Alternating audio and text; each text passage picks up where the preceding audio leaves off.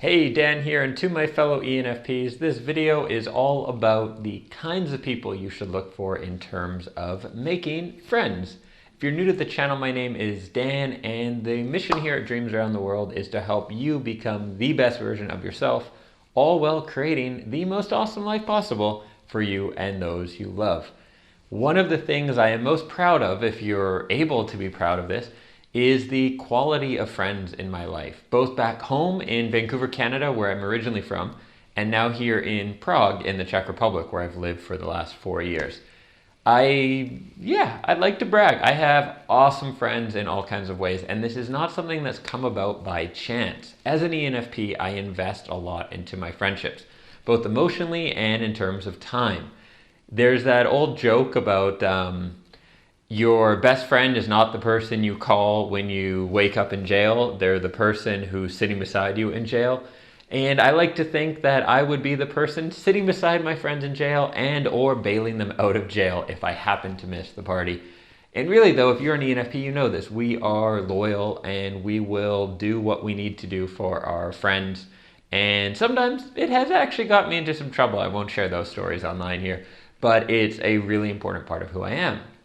So being someone who will invest a lot in my friendships, the last thing I want to do is make friends with people who maybe won't reciprocate. So some things that I look for when making friends. First is generally has their shit together. Yes, it's kind of fun to have those crazy friends who are all over the map, but I prefer to be the crazier of my friends in terms of saying outrageous things or the kind of life I have or whatever else. I don't want to get pulled into someone else's drama. I have a problem-solving mindset. If someone comes to me and they're like, yeah, I have this problem, this person at work said this and this, I'm going to want to solve that, and I don't want to do that when we're out having a beer or whatever it is, right? So drama-free in general. That's not to say when my friends have drama, I ignore them, because that's just being an ass, but that rather I try to make friends with people who are relatively drama-free. Most of the time I feel people create the drama in their life, the arguments, the fights, all that kind of stuff. And I don't need that.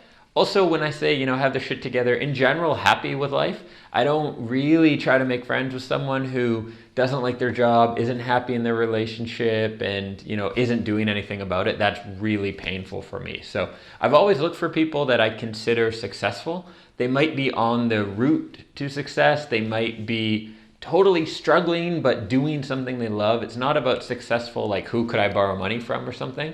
And I rarely look to my friends in terms of making connections or setting me up with stuff or things like that. But I just prefer to spend time with people who have their shit together, shall we say. And I would strongly encourage you to do the same. As an ENFP, the people you spend time with are going to have a massive influence on you. We're like chameleons. We change and adjust to the people around us. So if you spend time with people who are, no offense to these imaginary people, losers, you're going to slightly adjust your views, your beliefs, your behavior to those people. Trust me, this happens with us, and it's part of our gift is that we can kind of blend in and get along with lots of different people, but we do that by changing a bit of our behavior, and so you want to do that in a really positive way. That's something else cool I have found is specifically ENTJs, and this might just be me personally, but there's a few ENTJs I've met over the years and been good friends with who've had a really positive influence because we generally get along well in terms of like our worldviews and conversation, sense of humor, that kind of thing. But ENTJs, as you might know, are like machines. They're very driven, they get stuff done, and that work ethic has been inspiring for me.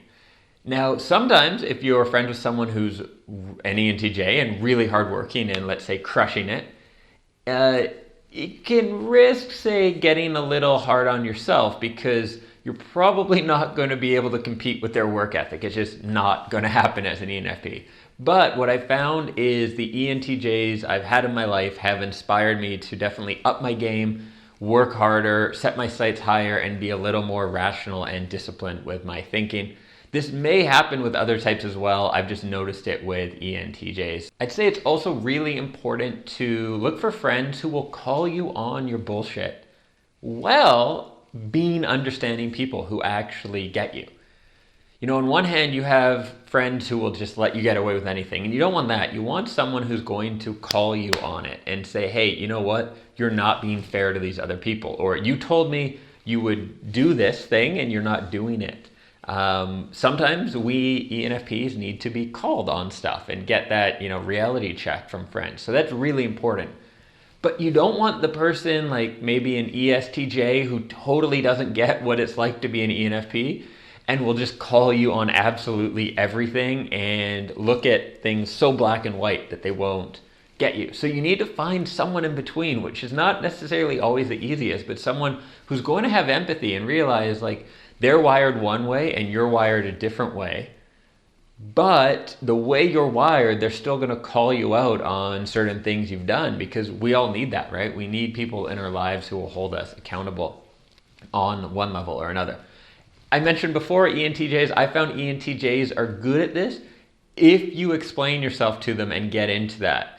By default, ENTJs look down kind of on people and assume like, why aren't these people working as hard as me? Why aren't they as ambitious as me? But when you explain to them kind of your wiring's a bit different, they usually have a pretty good sense of, psychology and the differences in people and that kind of thing. Lastly, come on, we're ENFPs. You want to look for friends who are fun.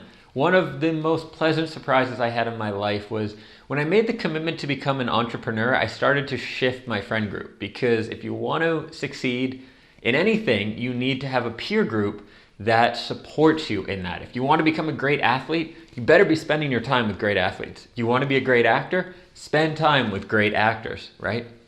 Same with becoming an entrepreneur. You need to spend time with people who are on a similar track, who understand you and all that. And I made that commitment. I thought, okay, I'm going to go in, I'm going to go to these business events, I'm going to fly to different countries, I'm going to meet other entrepreneurs.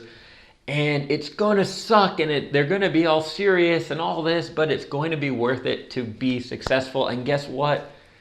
The entrepreneurs were super fun and awesome. And I can honestly say my friends now, who are almost all entrepreneurs, are some of the most fun, awesome people I know. And that is awesome, because as an ENFP, I really could not fake it. I could not be friends with people that I did not enjoy spending time with.